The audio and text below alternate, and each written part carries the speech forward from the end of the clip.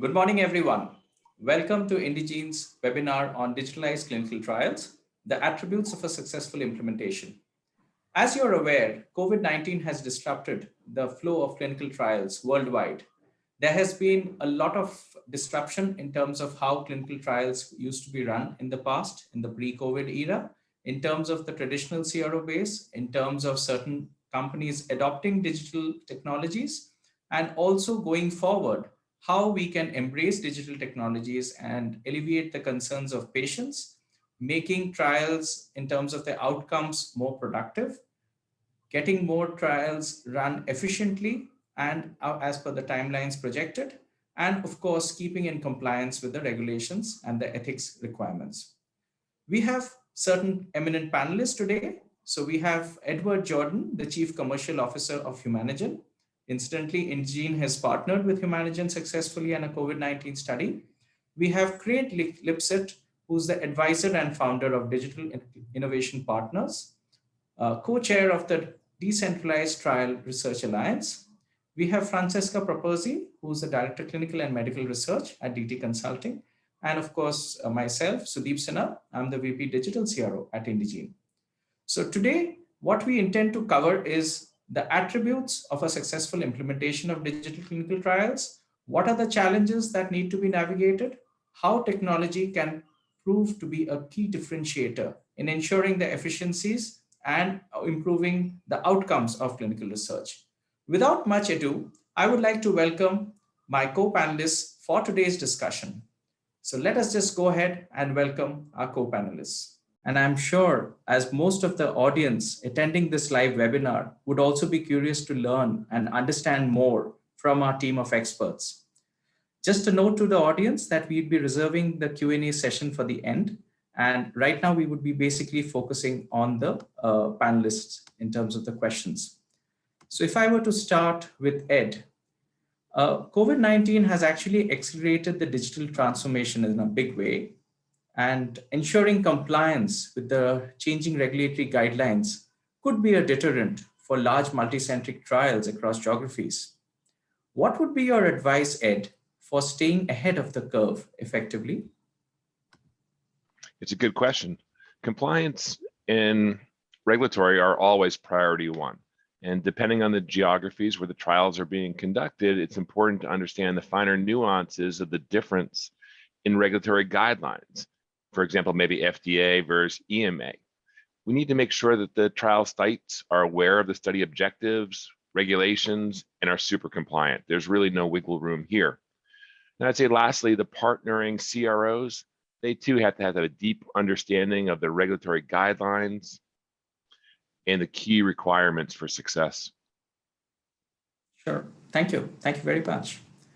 Coming over to Craig, as part of the DTRA, how do you see digital technology accelerating drug development by improving patient experiences and lowering costs overall?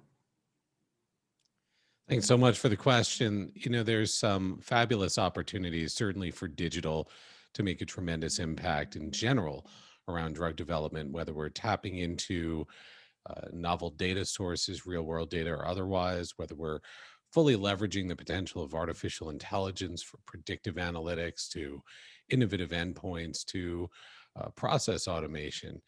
As it relates to the experience of the participant, we're certainly hopeful that these different digital countermeasures are going to help, whether it's around data-driven matching for participants, electronic informed consent to improve knowledge and engagement, the ability certainly to decentralize elements or entire studies by leveraging digital technologies that can provide more location flexibility in how we collect and capture data.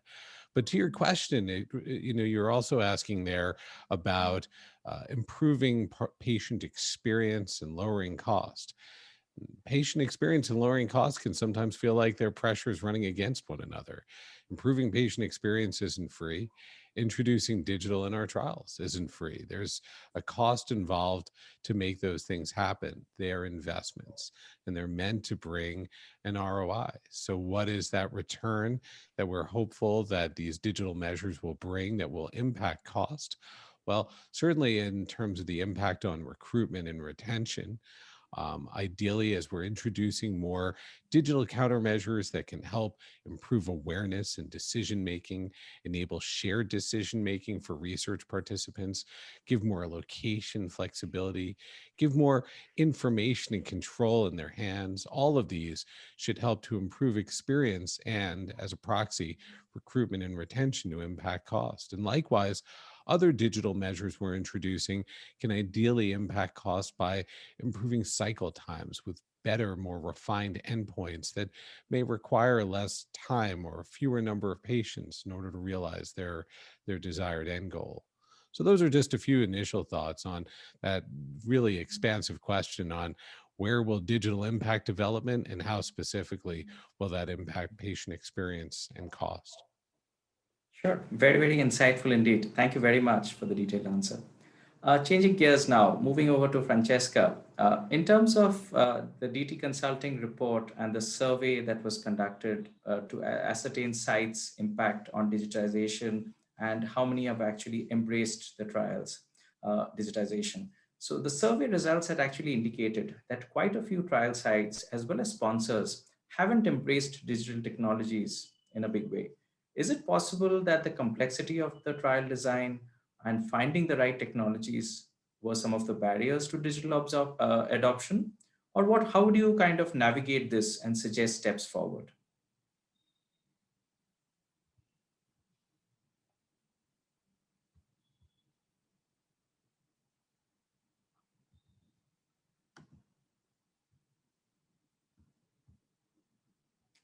Fra- Francesca, you're on mute. Sorry. So sorry about that. So I was just saying that we just launched the second clinical tracker now, and despite this is still ongoing, but we have some preliminary data showing that actually there are less clinical trial sites saying that are not adopting digital technologies. This is a very good news, and I think the reduction was from 43% to 36%. So we're seeing an increasing trend in the number of sites that are adopting digital. And the other thing that we saw, and that was of surprise to us, was it is true that the challenges that were highlighted in the first tracker were cost of technologies and complexities. But this time, the challenge number one was, clinical trial sites said that they are unsure about the ability of patients to use digital. And this is one of the main reasons why they're not adopting it. And then on the fourth place, after cost and complexities, we had the regulatory part and unsure about regulatory compliance of technologies. So I think these were the major differences that we saw. But and also on the good side, we had many comments from clinical trial sites on when we asked what, because for this second survey, we actually went back to the people that answered on the first time and asked them what would they have done differently, knowing the challenges. And the very interesting part is that the majority of them said that they would adopt more remote tools, remote monitoring tools, and reduce as much as possible visits. And there were a number of very interesting ideas around that, like, for example, having the first screening after the consent that would already reduce the initial visit. So it was, we have very interesting results. And about things that can be done, I think it is very important to promote that cultural shift in terms of moving into a digital mindset with as much as possible training and education, and building also that trust with clinical trial sites to promote the implementation of digital and understand what digital capabilities need to be implemented and supported. Perfect. Thank you. Thank you for the answer. Coming back to Ed, in terms of the clinical trials scenario getting, I would say, impacted in a big way because of COVID-19, what would you say has been the biggest impact for patients, Ed? Well, I think that's easy. That's bringing digital technologies closer to the patient. Digital recruiting, technologies like wearables, they come to mind. We want to make it easy for the study participants to get into a study, to stay in the study. Virtual medical visits, another big impact area. And given these advancements, patients are more likely to participate in trials. They're more likely to complete them, all from the comfort and convenience of their home. Perfect. I think, yes, that definitely makes a lot of sense because using wearables, using technology, using, I would say, technologies that actually empower patients to take decisions and yet participate in trials from the comfort of their homes is very important indeed. Perfect. Coming back to Craig now, in terms of what would there be any significant technology enablement needed for the medical device trials as compared to, say, multicentric global randomized drug trials, Craig? So thinking about, say, device trials versus drug trials, with as Ed was just mentioning, with the increased utilization of technology and particular connected devices in drug trials over the last year, over the last years, and certainly only increasing in this period after COVID. I think you're starting to see a significant amount of convergence between the types of connectivity that's needed in technology enablement for device trials versus drug trials. The gap that might have been perceived in the past is certainly far more narrow. And where device trials also certainly include software medical devices and the clinical trials for us to test and understand how different software and applications work, not only is that technology platform feeling more and more similar, it's even more important there that we have scalable platforms that are extremely efficient. Our legacy model of running drug trials simply doesn't scale for device and software medical devices. And so the tech platforms may feel similar in terms of functionality, but there's a great sense of urgency to make sure that these scale with great efficiency. Sure, perfect. Thank you. Thank you very much. I think very detailed answer. Francesca, moving over to you. Digitalization may have brought about several advantages for patients in allowing them to taking part in trials from the safety and the comfort of their homes, as Ed also pointed out. But in your opinion, would you feel that digitization is still as popular, and would it still be as popular as and when things normalize with the pandemic receding in a year from now, possibly? It's a very good question, Sudeep. And I think I had the same question yesterday. I was also, on a panel for a conference, and I think there are mixed feelings about that. And there are many surveys around, and there is a lot of research done on if, digital technologies are here to stay for patients, and and also for doctors and HCP supporting them. So I think, going back to one of these surveys, which I think was launched by the Imperial College, in which I think at least 2/3 said that they are adopting more digital technologies and that they had an impact on the quality of care to patients and on patients' experience. I think also 50% said that they're not keen on changing after the pandemic, but the other 50% were unsure about that. So I think that's a very good point. And I think face-to-face will still be there, will still be needed, maybe more in more urgent cases. But I think there is anyway a shift, and this acceleration of digital adoption in a way will stay, even if not at the same level required during the pandemic. But also, I think there is an important point in all this, and is the fact that patients are now more aware of what is available to them in terms of technologies. I think before there was a willingness of using digital, but now there is more awareness of what they can do with digital. And that's a way of equipping also patients and improving the digital literacy, etc. So I think this is really the major shift that is here to stay. Perfect. Excellent. So, coming back to Ed, as a trial sponsor, I would say deploying the model of virtual clinical trials offers patients seamless connectivity between the lab data, imaging data, and also the trial assessments. But at times, managing serious adverse events at home could be a challenge. How would you propose overcoming this hurdle effectively, Ed? Well, we need a thoughtful approach. Trials need to be designed with appropriate solutions where safety events can be reported in real time and with comments that are captured immediately from the caregiver or the study participant when they're current and fresh in their mind. It could be as simple as noncompliance or missed doses, could be as significant as overdose or a serious adverse event. Sure, perfect. Thank you. Thank you for the insights.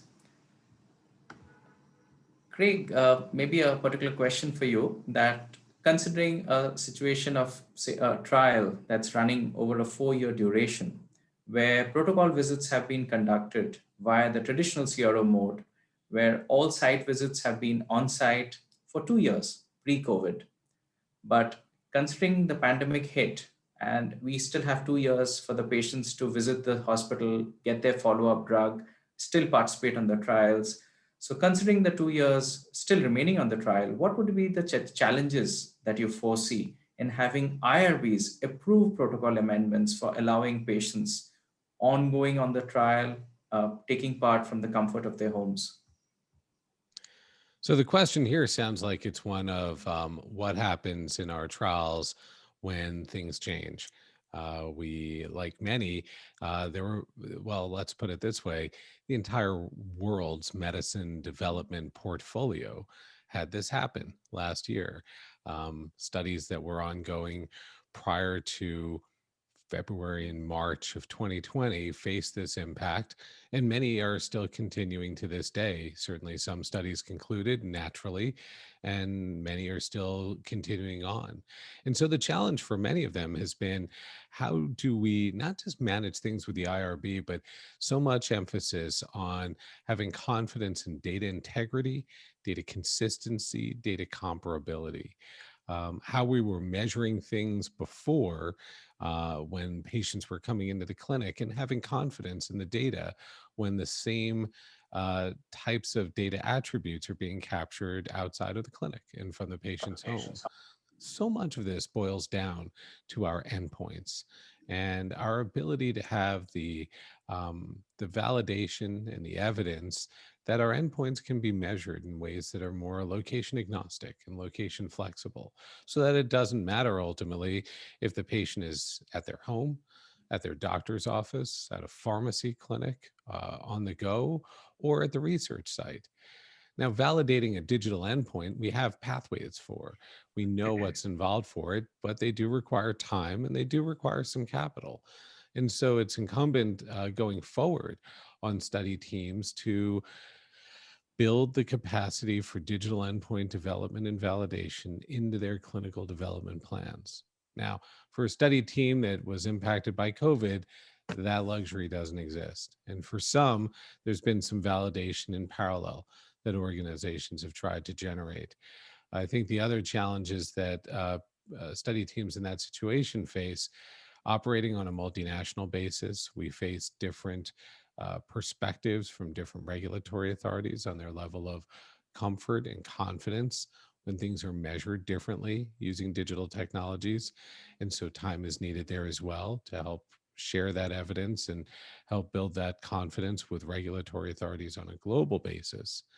And finally, I would say that for operators in this space, for the study teams themselves, making that shift to a different way to measure outside of the clinic requires work, it requires support. And so study teams may need additional support from their leadership inside of their organizations, not just financial, but with FTEs as well, the right technical skills to help them navigate some of that shift. Perfect. I think yes, abiding by the regulations, going with the flow in terms of the embracing the right technologies, and also it's critically paramount to also add the FTEs when needed, because eventually you need to have resources who would be able to execute, and just not scientific knowledge and technical knowledge, but that ability to learn and upskill as we move forward. Thank you. Sudip, I Excellent think that's insights. absolutely right. You know, the study teams inside of most sponsor organizations were busy before the pandemic. Most True. didn't have significant idle time to start to now have to incorporate lots of digital solutions on their own. They need help, they need support. And whether that's coming internally from different expert groups or coming externally with the right partners, it wouldn't be appropriate or fair to expect study teams to simply absorb everything that's needed and have both the capacity and expertise to implement successfully on their own. Sure. Perfect. Thank you. So coming back to Francesca, What, according to you, could be some of the steps for small to mid-sized pharma companies implementing digital approaches based on the second survey results that's going to come out soon? So I think when it comes to small pharma, there is one of the main differences that the pipelines are more focused and sometimes dedicated to less therapeutic areas.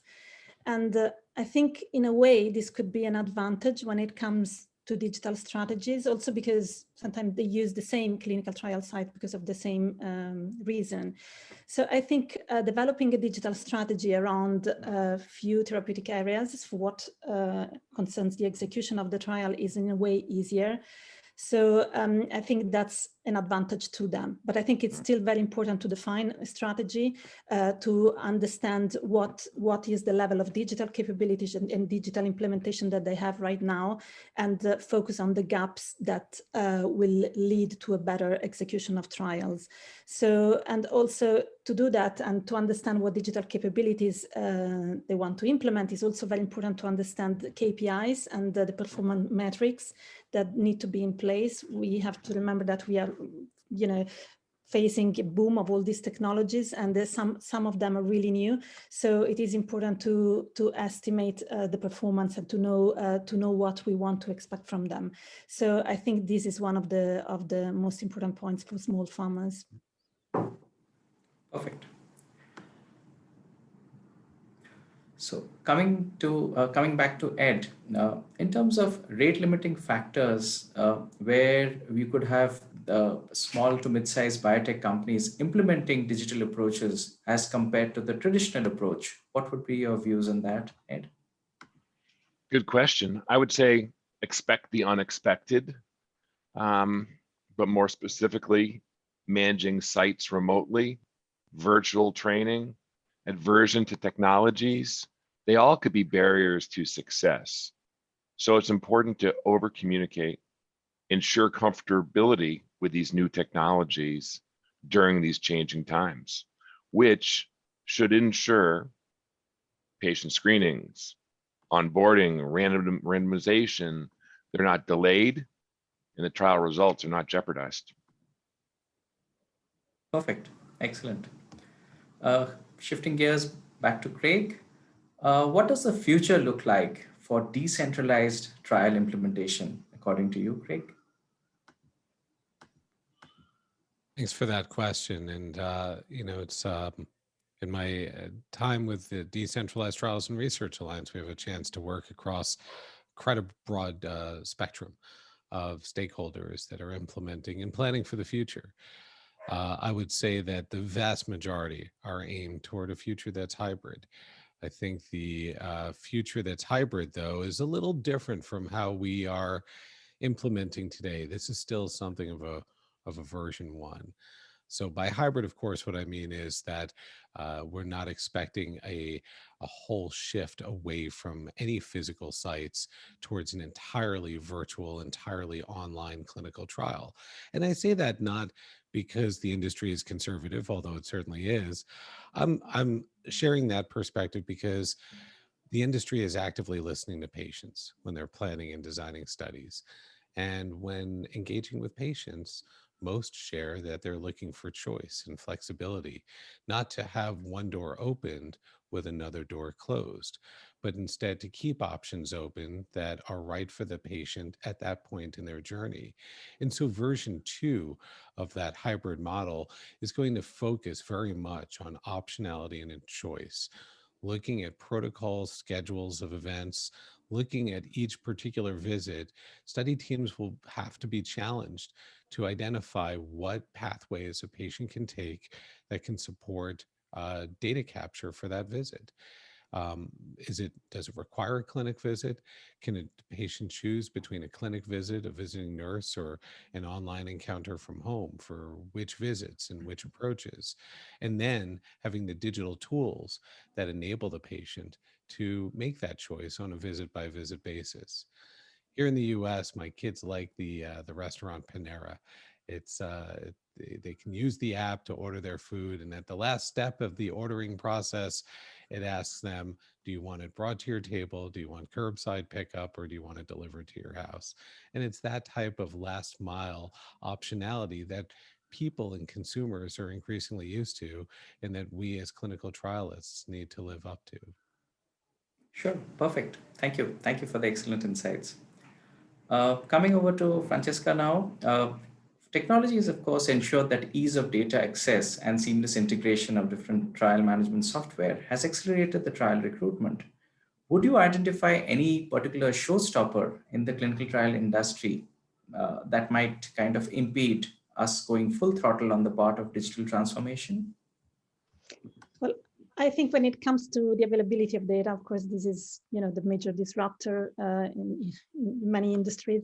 And I think when it comes to clinical trials, I can see really huge disruption for the rare disease trials because of the limited amount of knowledge that we have on those trials. They're also more complex to run. There is a lot of attention on them.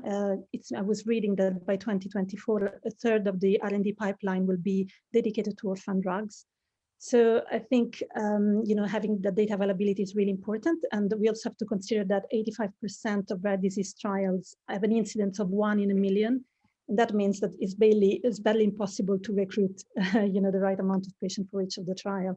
But I think this will change with the availability of real world evidence and everything that relates to patient data, having access to the database from patient advocacy groups, and also this will improve the connection with clinical trial sites with expertise in certain areas, and I think that will really change the success of rare disease trials, and this is hugely needed. And having said that, I think decentralized trials will be crucial also for the success of this, because when it comes to rare diseases, families are so constrained, and they're already logistically very, very challenged, and also financially. So for them, it's not enticing at all to participate to a trial. And by moving into decentralized approaches, this may change significantly. And that will also increase the diversity and the inclusion of rare disease trials. And I think this is also a very important point. Perfect. Thank you very much. And I think we are at the close of our 30 minutes in terms of the core webinar. I would like to thank all the panelists for their insightful answers and their thoughts on this. We would, of course, be opening it up now for 15 minutes of audience Q&A. And just to remind the audience, we have all our panel members available to answer any questions that you would ask. The questions would come up on the chat window, and then we take the questions turn by turn, and then our panelists would basically answer the questions. So we take a quick pause and then open it up for questions.